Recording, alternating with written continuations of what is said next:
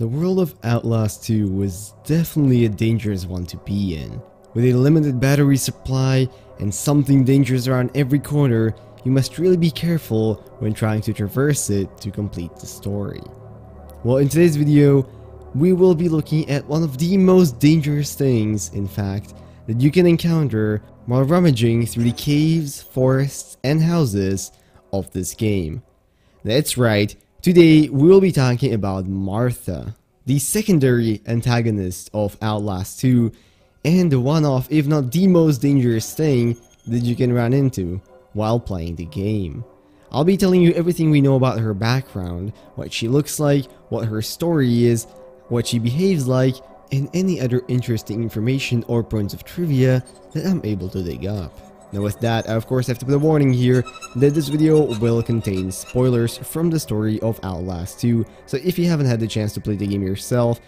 and don't want to have it spoiled, I strongly recommend clicking off this video and coming back to it later. Now with that out of the way, make sure your camera is loaded, crouch down into the bushes,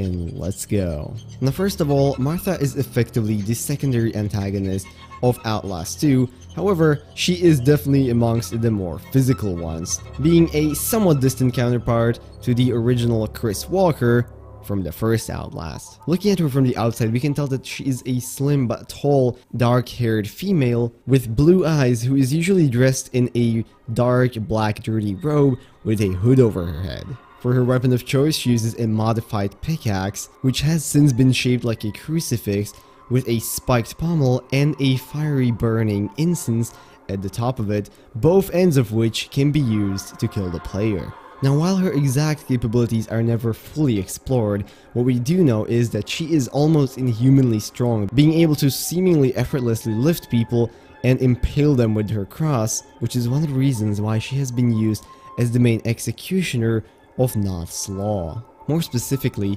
as a member of the Testament of the New Ezekiel, she seems to be ranking amongst their highest officers, being basically their leader Noth's right hand, and the one who carries out and delivers punishment to anyone who chooses to misbehave. Now looking into her backstory, we don't know too much. However, based on a few notes and letters that you can find, she seems to have been an intimate and close friend of Noth's ever since they were children, with him going as far as to call her his beloved, and essentially being the one who converts her to their new faith. Now, interestingly enough, from these letters and notes, it seems that she doesn't feel happy with taking the lives of people that she has to, and actually sees these actions as sins, requiring some pretty thorough brainwashing from Noth to actually get her to act right, telling her that only people who don't act are the true sinners, and that she has been trusted to perform his sacred duty as a witness, judge, and executioner. In fact, she might even just believe that those murders are a path for her own salvation, as she's often referred to as imperfect, and is perhaps trying to make her sins right. Now in the actual game, she can be encountered on several occasions, usually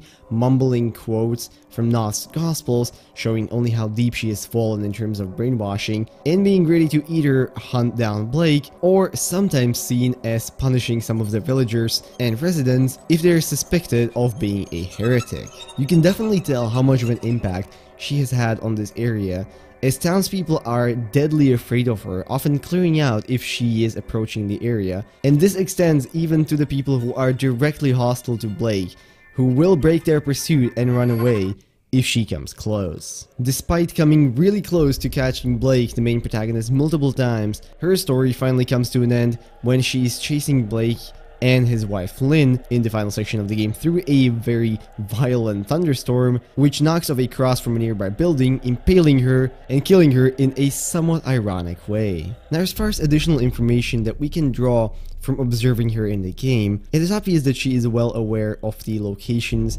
and layout of the overall town and nearby settlements, as she is able to navigate it extremely easily, and seemingly she's able to see better in the darkness than your average person would be, as she can pursue you even if the area is almost pitch black. Because of her stature, we can also probably make the assumption that a lot of her strength must be coming from the hallucinations, and in fact it is even possible that a lot of her showings of strengths were simply hallucinations on the main character's part themselves, so she might not after all be as strong as she appears in the game. And finally, because of her constant mumblings of prayers and because of the notes that we can find throughout the game, it isn't illogical to assume that even up until the very end, she wasn't completely sure about all the murders that she was set out to do, but would simply, in most situations, get silenced by Noth and only used as a tool, which makes the story that much more tragic, especially considering how it came to an end. But with that, I'm gonna end this video, and I hope you guys enjoyed and learned at least something new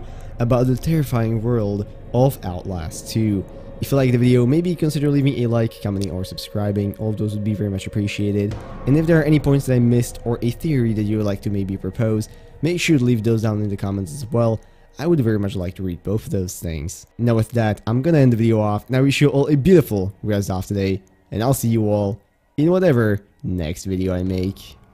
Bye bye.